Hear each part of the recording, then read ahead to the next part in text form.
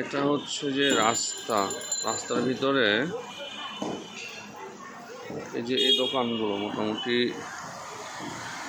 পুরোটা রাস্তার 40% মতো দোকান বসেছে। এটা বিশাল মার্কেট।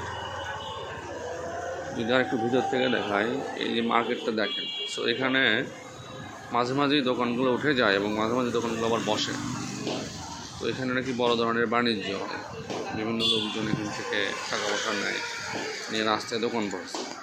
সো ঢাকা শহরে আমরা জ্যাম নিয়ে কথা বলি, বাট এটা কারো চোখে পড়বে না। এখানে যে অনেকগুলো দোকান বসেছে, দোকানের রাস্তার অর্ধেকটুকু নিয়ে বাজার দোকান হচ্ছে, এটা কারো চোখে পড়বে না।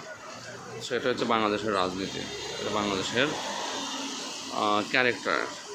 সো সারাদিন জ্যাম নিয়ে কথা বলবে, বড় বড় মন্ত্রী এমপিরা, বড় বড় লোকজন সংসদে বড় বড় মিটিংয়ে জ্যাম জ্যাম জ্যাম, কিন্তু এখানে রাস্তা বন্ধ করে দোকান বসেছে, বাজার বসেছে, এটা কারো চোখে পড়বে না। This is politics.